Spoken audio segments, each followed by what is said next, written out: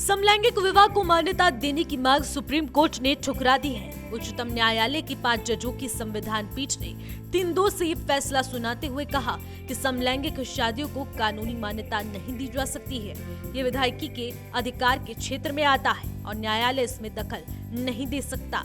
Supreme court की संविधान पीठ ने अपना फैसला सुनाते हुए कहा कि शादी का अधिकार मौलिक अधिकार नहीं है। चीफ जस्टिस DY चंद्रचूड़ ने समलैंगिक विवाह को मान्यता देने से इनकार करते हुए कहा कि संसद के अधिकार क्षेत्र का मामला है। उन्होंने समलैंगिकों को बच्चा गोद लेने का अधिकार दिया और केंद्र और राज्य सरकारों को समलैंगिकों के लिए उचित कदम उठाने का आदेश भी दिया है। CJI ने कहा कि एक सामाजिक संस्था के रूप में विवाह को विनियमित करने में राज्य की वैध हित है और अदालत विधायी क्षेत्र में प्रवेश नहीं कर सकता है और एक कानून के माध्यम से समलैंगिक विवाह को मान्यता देने का निर्देश नहीं दे सकती है। संविधान पीठ का हिस्सा रहे जस्टिस S रविंद्र भट्ट ने अपना फैसला सुनाते हुए कहा है कि क्वियरनेस ना तो शहरी है और ना ही अभिजात्य है।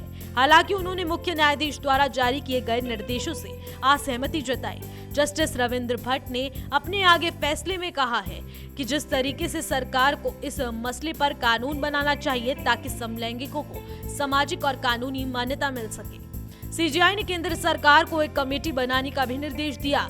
ये कमेटी राशन कार्ड में समलैंगिक जोड़ों को परिवार के रूप में शामिल करने और समलैंगिक जोड़ों को संयुक्त बैंक खाते के नाम पर नामांकन करने के सक्षम बनाने और उन्हें पेंशन, ग्रेच्युटी आदि से मिलने वाले अधिकार का अध्ययन करेगी।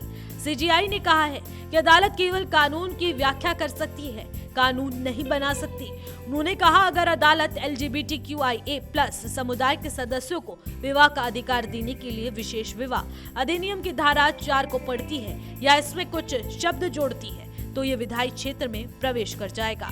समलैंगिक विवाह को अगर मान्यता मिल जाती है तो हमारे समाज की पूरी तस्वीर ही बदल जाएगी, क्योंकि एक परिवार में पति और पत्नी का अपना अलग ही दर्जा होता है। इससे देश में परिवार की व्यवस्था बिगड़ जाएगी।